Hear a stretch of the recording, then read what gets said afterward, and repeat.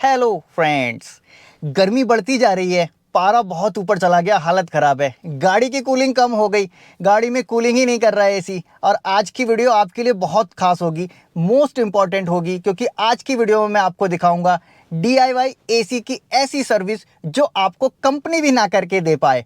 जो DIY कर पाएंगे बहुत अच्छी बात है, फ्री में करेंगे, क्योंकि कोई महंगे प्रोडक्ट, कोई महंगा केमिकल कुछ भी यूज़ नहीं करूंगा।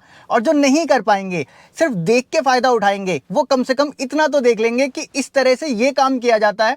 बाहर जाएंगे तो वो करवा लेंगे। और कोई आपको ये नहीं बोलेगा कि गैस कम हो गई है, गैस डलवा लीजिए। जब भी आप कूलिंग की बात करते हो, एसी वाले आपको बोल देंगे गैस डलवा लीजिए, एसी सही हो जाएगा।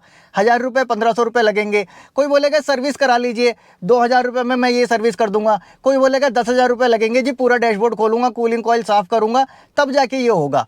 कूलिंग कॉइल भी साफ करेंगे, डैशबोर्ड बिना खोले हुए और बिना किसी महंगे प्रोडक्ट को यूज किए हुए। आज की वीडियो गर्मियों में आपकी गाड़ी के लिए वरदान साबित होगी, क्योंकि इस सर्विस से आपका इंजन भी मेंटेन रहेगा, गाड़ी भी ओवरहीट नहीं होगी।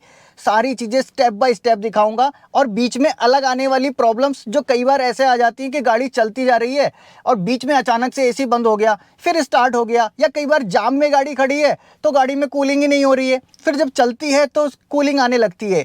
कई बार 80 की स्पीड से ऊपर जब चलते हैं तब कूलिंग कम हो जाती है। सारी चीजें आज की वीडियो में क्लियर करूंगा, बिना स्किप किए देखना। लेकिन वीडियो बनाने में बड़ी मेहनत लगती है, कैमरा हैंडल करना और साथ में काम भी करना। अच्छी लगेगी वीडियो तो प्लीज चैनल को सब्सक्राइब जरूर करके जाना। आपके लिए ये फ्री है, बस एक क्लिक से दूर है, मेरे लिए बड़ा मोटिवेशन का काम करता है। तो चलो जी, स्टार्ट करते हैं वीडियो। सबसे पहले इस गाड़ी में हम इलाज करेंगे इवेपोरेटर कॉइल का, जिसको हम लोग कूलिंग कॉइल भी कहते हैं। कूलिंग कॉइल के साथ में एक फिल्टर भी लगा होता है। कई बार कई प्रॉब्लम तो सिर्फ फिल्टर क्लीन करने से सॉल्व हो जाती हैं। टिगोर गाड़ी है, इसका फिल्टर क्लीन करने के लिए आपको नीचे इसके 4 स्क्रू खोलने पड़ते हैं। अंदर निकलता है इसका एक मैश वाला फिल्टर। और इस फिल्टर में जब कचरा जमा हो जाएगा, एयर फ्लो उतना नहीं होगा। आपके एसी में प्रॉब्लम क्या आएगी, सिर्फ आवाज़ आएगी, उसमें हवा कम आएगी। उस केस में आप अगर फिल्टर क्लीन करके लगा देते हो तो आपकी वो प्रॉब्लम सॉल्व हो जाएगी, कूलिंग भी सही हो जाएगी। इस गाड़ी में भी ऐसा ही केस था, कचरा बहुत ज़्यादा फंसा हुआ था और इसका मैश फटा हुआ भी था। अगर ये मैश फट जाएगा तो जो जितना कचरा है, जो ये फिल्टर रोक रहा है, वो सारा कचरा अंदर चला जाएगा। अंदर देखो, कूलिंग कॉइल इस तरह से लगी होती है, इसके फिन्स होते हैं। इन फिन्स के बीच में जब डस्ट जमा हो जाएगी तो ये उतनी हवा को ठंडा नहीं करेगी। इसका काम है हवा को ठंडा करने का। मैश वाले जो फिल्टर होते हैं, आप बड़ी आसानी से इसको साफ कर सकते हो, पानी से धो सकते हो, लेकिन कोई लाइट डिटर्जेंट हो या शैम्पू हो उसको लगा के यूज़ करना, हार्ड डिटर्जेंट मत लगाना। इसके बाद देखो नंबर आता है फ्रंट में कंडेंसर का। ये कंडेंसर हीट ट्रांसफर करता है और इसी की वजह से अंदर ठंडा हो पाती है गैस, जिसकी वजह से आपको कूलिंग मिलती है। बम्पर हटा के अगर आप कंडेंसर को अच्छे से साफ कर लेते हो, इसके दो बड़े फायदे होते हैं। एक तो आपकी एसी की कूलिंग बढ़ जाती है, दूसरी आपकी गाड़ी हीट होना भी कम हो जाती है, क्योंकि यहाँ से एयर फ्लो पीछे लगे हुए रेडिएटर को भी ठंडा करता है। बस इसको क्लीन करते समय दो बातें याद रखना। पहला है तो इसकी फिन्स टेढ़ी नहीं होनी चाहिए, बहुत आराम से क्लीन करना। दूसरा, कोई एसिडिक प्रोडक्ट मत यूज करना जिसकी वजह से ये खराब हो जाए, गल जाए, क्योंकि ये एल्यूमिनियम का होता है। अब हम वो मेन काम करेंगे जिसमें 5-10 हज़ार रुपये लग जाते हैं और पूरा डैशबोर्ड उतारना पड़ता है। वो है कूलिंग कॉइल की सफाई। बिना डैशबोर्ड खोले कर रहे हैं। सबसे पहले मैंने ड्रेन पाइप हटा दिया, ताकि ड्रेन पाइप के अंदर कुछ कचरा जाके जमा ना हो जाए, चोक ना हो जाए। ड्रेन पाइप हटाने के बाद वहाँ पे एक पॉली लगाई है, ताकि वो जो कचरा निकले इसमें मैं कलेक्ट कर पाऊँ और आपको दिखा पाऊँ। विम लिक्विड का मैं जेल ले रहा हूँ और पानी के साथ इसको मिक्स कर रहा हूँ एज ए क्लीनर। मैं इसी को यूज़ करूँगा और स्प्रे करूँगा इसके साइड से। टाटा टिगोर, टाटा पंच, टियागो, इन सब गाड़ियों में आप देखोगे कूलिंग कॉइल का थोड़ा एक्सेस ऐसे मिल जाता है। मैंने पहले भी इस पर डिटेल में वीडियो बना रखी है, आप यहाँ से इसको एक्सेस करके स्प्रे कर सकते हो। इसके बाद नंबर आता है क्लीनिंग का। क्लीनिंग करने के लिए एक ब्रश लेना होगा आपको, जिससे बोतल वॉश करते हैं। इस टाइप का कोई भी ब्रश ले लीजिए, लेकिन हार्ड ब्रश ना हो।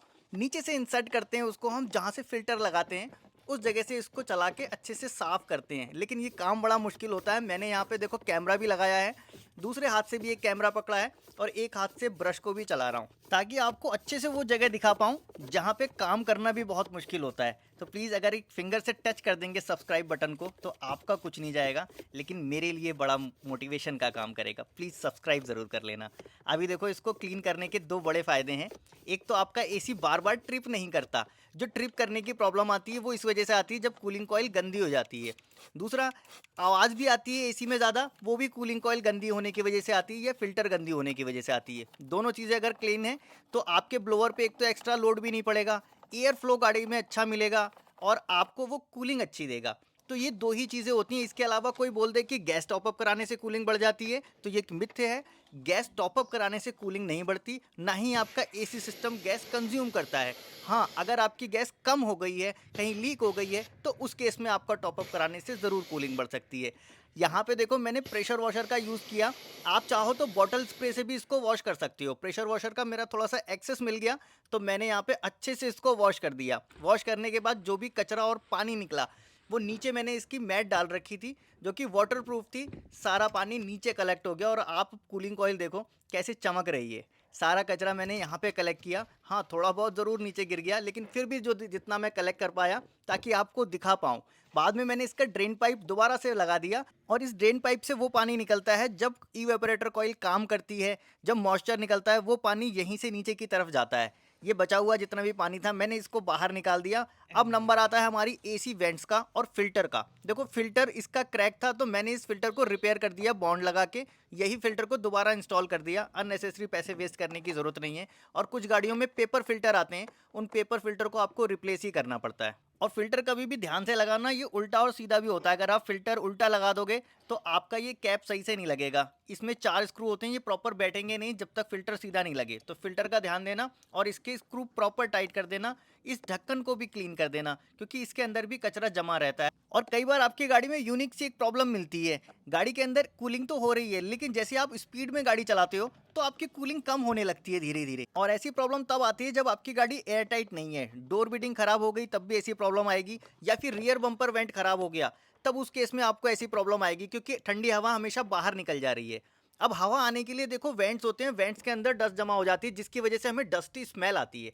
इसको क्लीन करना भी बड़ा ज़रूरी होता है। मैं इसमें फोमिंग क्लीनर यूज़ कर रहा हूँ कंगारू का, लेकिन आप चाहो तो होममेड क्लीनर भी बना सकते हो। मैंने इस वीडियो में बनाना दिखाया है कैसे बना के और आप क्लीन कर सकते हो। मैंने इस कंगारू क्लीनर को जब यूज़ करना शुरू किया था 1-2 साल पहले, तब इसकी क्वालिटी ज़्यादा अच्छी थी, लेकिन इस साल जब मैं इसको यूज़ कर रहा हूँ तो क्वालिटी मुझे इतनी अच्छी नहीं लग रही है। क्लीनिंग इतनी अच्छे से नहीं कर पा रहा है जितने अच्छे से ये पहले किया करता था। ये भी हो सकता है कि मेरे पास कोई ये नकली प्रोडक्ट आ गया हो। वैसे इसके चांसेस काफ़ी कम है। मैंने इसको फ्लिपकार्ट से बाय किया था।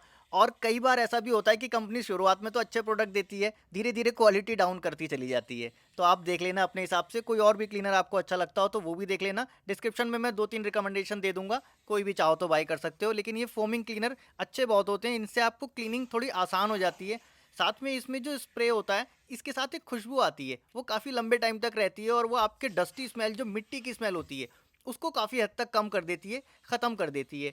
और जब वेंट क्लीन होते हैं तो आपको फ्रेश एयर मिलती है। कई बार लोगों को एक इन्फेक्शन होता है, एलर्जी होता है डस्ट से, वो डस्ट से एलर्जी इसको करने के बाद ख़त्म हो जाएगी। मैंने ये खुद फील किया है। सारे वेंट्स में इस फोम को भरने के बाद आपको एक बार डायरेक्शन स्विच को भी पूरा मूव कर देना होता है, जिससे फ्लैप चारों तरफ घूम जाए और ये फ्लैप तक भी फोम टकरा जाए। और साथ में इसका जो हीटर स्विच होता है जिससे हम कूलिंग और हीटिंग करते हैं, उसको भी आपको मूव कर देना है और एसी ब्लोअर को चला देना है। गाड़ी स्टार्ट करके ब्लोअर फैन चलाओगे तो आपको बैटरी डेड होने की प्रॉब्लम नहीं देखने को मिलेगी। ऐसा भी हो सकता है कि आप देर तक ब्लोअर चलाओ, गाड़ी स्टार्ट ना करो तो बैटरी भी डेड हो सकती है। मैंने इसको गाड़ी स्टार्ट करने के बाद यूज़ किया और धीरे धीरे जैसे जैसे फोम यहाँ से पिघलती रहती है, एयर फ्लो बढ़ता रहता है और एक एक तरफ से ये फोम बाहर निकलती रहती है। हर डायरेक्शन में करके आपको हवा को निकालना है ताकि जिस जिस एरिया में, जिस डक्ट में भी ये फोम फंसी हुई है, वहाँ से ये बाहर निकल जाए, अपने साथ गंदगी को ले आए। और अगर ये अंदर रह भी जाती है तो इससे घबराने की ज़रूरत नहीं है। जब एसी चलता है तो कॉइल से अपने आप पानी निकलता है और वो पानी उस कॉइल को वॉश कर देता है। थोड़ी बहुत फोम अगर इलेक्ट्रॉनिक स्विच या फिर म्यूजिक सिस्टम पे भी जाती है तो इतना ज़्यादा घबराने की ज़रूरत नहीं है। हाँ, बहुत ज़्यादा नहीं जानी चाहिए। बाकी इसमें और ऐसा कुछ नहीं है रॉकेट साइंस की आपको बाहर कराना पड़े, DIY कर सकते हो। और मन में कोई सवाल आ गया हो या मुझे कुछ बताने से रह गया हो तो नीचे कमेंट बॉक्स में ज़रूर लिख देना। भूल गए हो तो सब्सक्राइब बटन दबा देना। मिलूंगा नेक्स्ट वीडियो में ऐसे ही किसी इंटरेस्टिंग टॉपिक के साथ। Thanks for watching.